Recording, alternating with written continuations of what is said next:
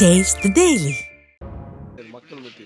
திருப்பூர் மாவட்டம் பல்லடம் ஊராட்சி ஒன்றியத்துக்கு உட்பட்ட சொக்கம்பாளையத்தில் சட்டமன்ற உறுப்பினர் தொகுதி மேம்பாட்டு நிதியிலிருந்து 8,50,000 ரூபாய் மதிப்பில் கட்டப்பட்ட பன்னோக்கு மையத்தை பல்லடம் அதிமுக சட்டமன்ற உறுப்பினரும் முன்னாள் அமைச்சருமான MSM ஆனந்தன் திறந்து வைத்தார்.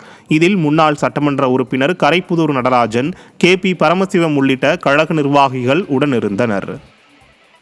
தென்காசி மாவட்டம் 6ஆம் ஆண்டில் அடியெடுத்து வைப்பதையொட்டி அதிமுக சார்பில் பொதுமக்களுக்கு இனிப்புகள் வழங்கியும் பட்டாசுகள் வெடித்தும் கொண்டாடப்பட்டது. கடந்த அதிமுக ஆட்சியில் முன்னாள் சட்டமன்ற உறுப்பினர் செல்வமோகன் தாஸ் பாண்டியன் கோரிக்கையை ஏற்று அப்போதைய முதலமைச்சர் எடப்பாடி K பழனிசாமி திருநெல்வேலி மாவட்டத்திலிருந்து பிரித்து தென்காசியை தனி மாவட்டமாக அறிவித்து செயல்பாட்டிற்கு கொண்டு வந்தார். இதனைத் தொடர்ந்து 5 ஆண்டுகளை கடந்த தென்காசி மாவட்டம் 6ஆம் ஆண்டில் அடியெடுத்து வைக்கிறது.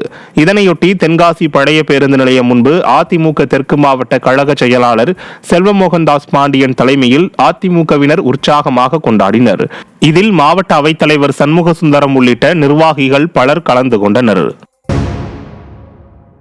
திருச்சியில் அதிமுக மாவட்ட கழகம் சார்பில் நிர்வாகிகளுக்கான ஆலோசனை கூட்டம் நடைபெற்றது.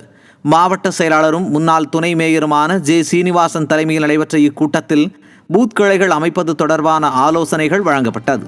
இதில் கழக அமைப்பு செயலாளர் T ரத்னவேல், மாவட்ட கழக அவைத்தலைவர் மலைக்கோட்டை V ஐயப்பன் மற்றும் கழக நிர்வாகிகள் பலர் கலந்து கொண்டனர்.